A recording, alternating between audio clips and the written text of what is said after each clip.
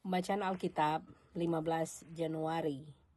Kejadian 31 ayat 17 sampai Kejadian 32 ayat 12. Lalu bersiaplah Yakub, dinaikkannya anak-anaknya dan istri-istrinya ke atas unta. Digiringnya seluruh ternaknya dan segala apa yang telah diperolehnya, yakni ternak kepunyaannya yang telah diperolehnya di Padan Aram, dengan maksud pergi kepada Ishak ayahnya ke tanah Kanaan. Adapun Laban telah pergi menggunting bulu domba-dombanya. Ketika itu Rahel mencuri terafim ayahnya. Dan Yakub mengakali Laban orang Aram itu dengan tidak memberitahukan kepadanya bahwa ia mau lari. Demikian ia lari dengan segala harta miliknya. Ia berangkat menyeberangi sungai Efrat dan berjalan menuju pegunungan Gilead. Ketika pada hari ketiga dikabarkan kepada Laban bahwa Yakub telah lari, dibawanya sanak saudaranya bersama-sama dikejarnya Yakub 7 hari perjalanan jauhnya. Lalu ia menyusulnya di padang di pegunungan Gilead. Pada waktu malam datanglah Allah pada suatu mimpi kepada Laban, orang Aram itu, serta berfirman kepadanya, "Jagalah baik-baik supaya engkau jangan mengatai Yakub dengan sepatah kata pun." Ketika Laban sampai kepada Yakub, Yakub telah memasang kemahnya di pegunungan. Juga Laban dengan sanak saudaranya telah memasang kemahnya di pegunungan Gilead. Berkatalah Laban kepada Yakub, "Apakah yang kau perbuat ini? Maka engkau mengakali aku dan mengangkut anak-anakku perempuan sebagai orang tawanan. Mengapa engkau lari diam-diam dan mengakali aku? Mengapa engkau tidak memberitahu kepadaku supaya aku menghantarkan engkau dengan sukacita dan nyanyian, dengan rebana dan kecapi? Lagi pula engkau tidak memberikan aku kesempatan untuk mencium cucu-cucuku laki-laki dan anak-anakku perempuan. Memang bodoh perbuatanmu itu.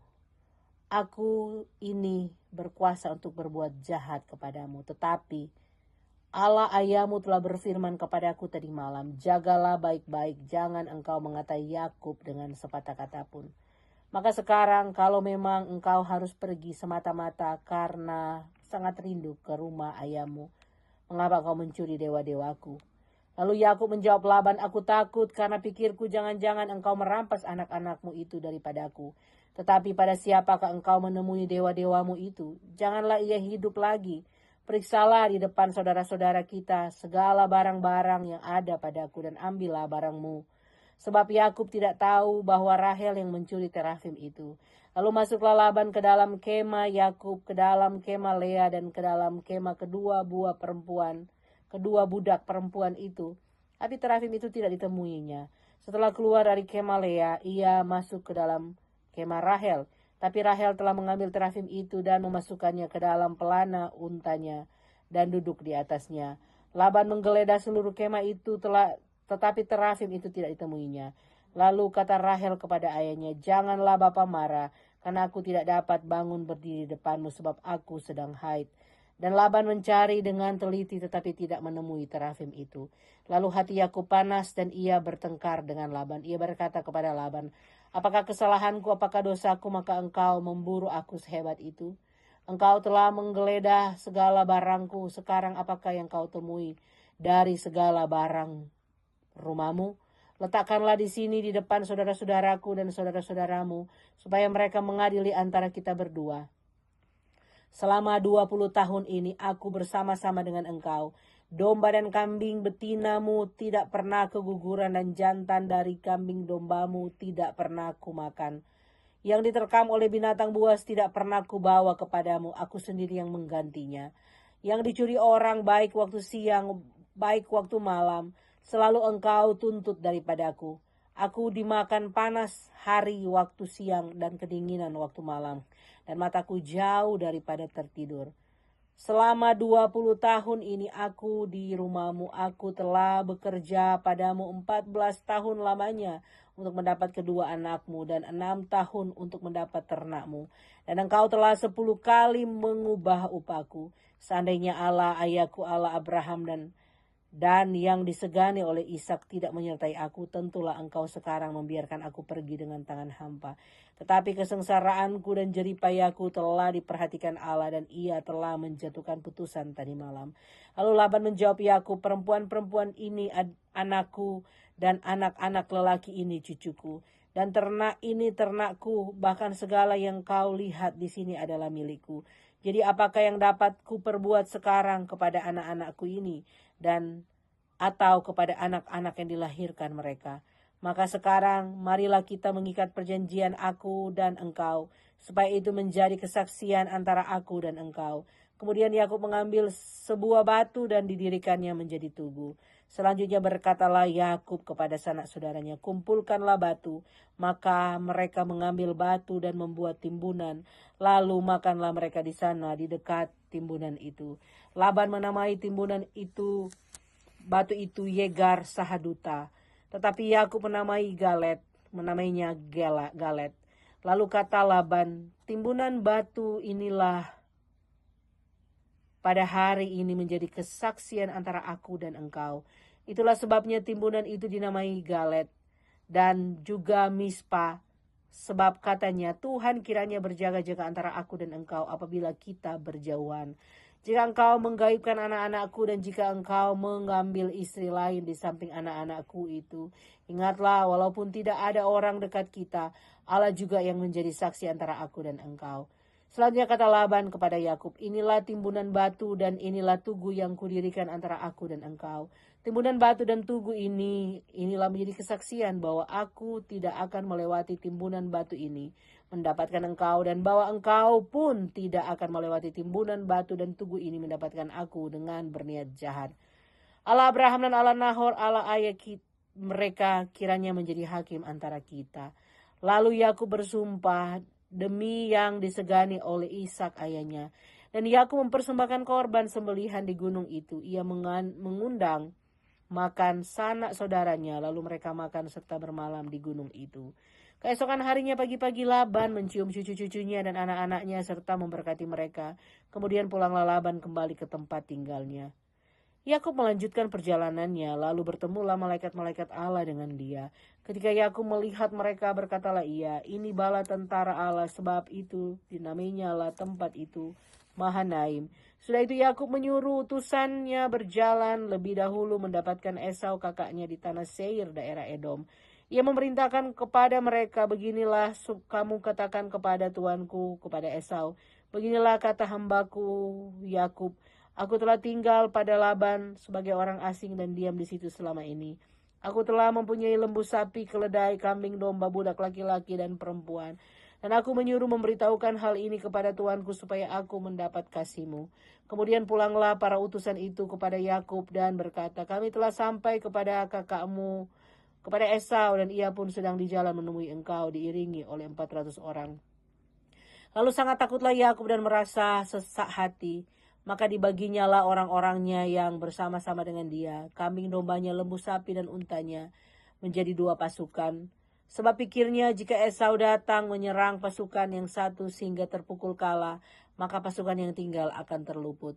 Kemudian berkatalah Yakub, ya Allah nenekku Abraham dan Allah ayahku Ishak, ya Tuhan yang telah berfirman kepadaku, pulanglah ke negerimu serta kepada sanak saudaramu, dan aku akan berbuat baik kepadamu.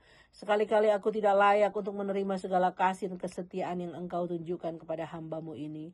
Sebab aku membawa hanya tongkatku ini waktu aku menyeberangi sungai Yordan.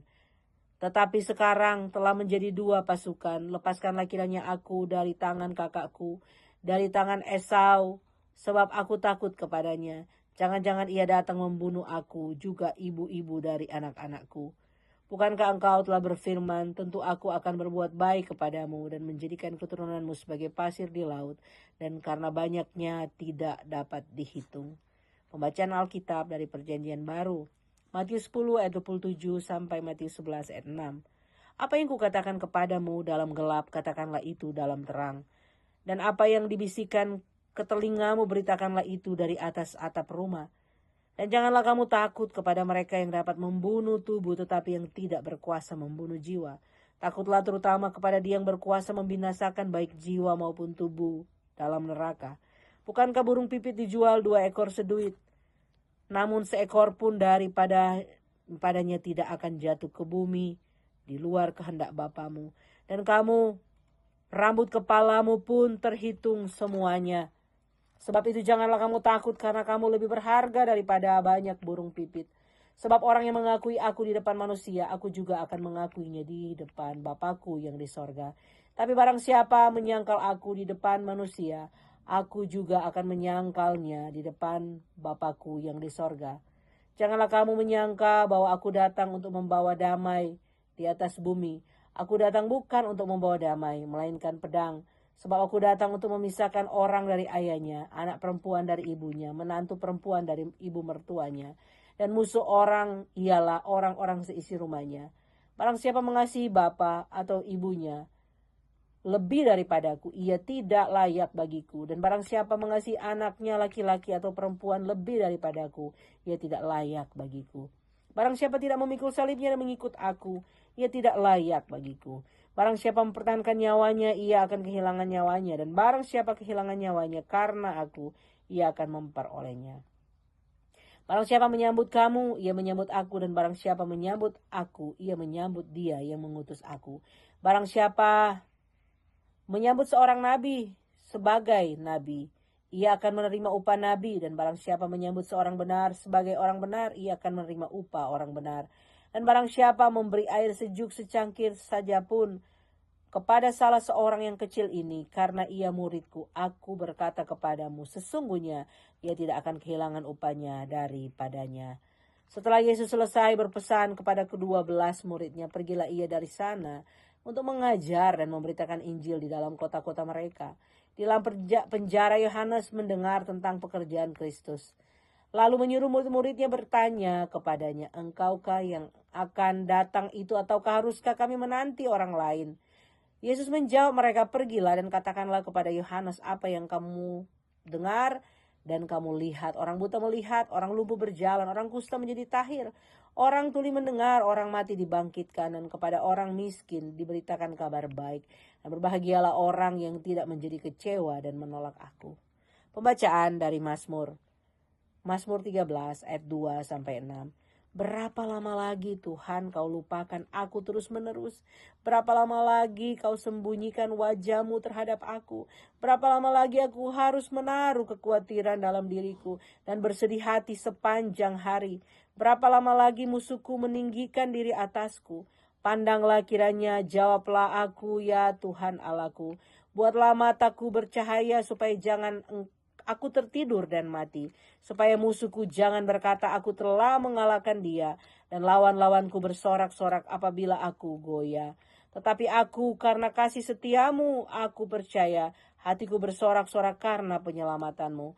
Aku mau menyanyi untuk Tuhan, karena ia telah berbuat baik kepadaku. Pembacaan dari Amsal Hikmat hari ini.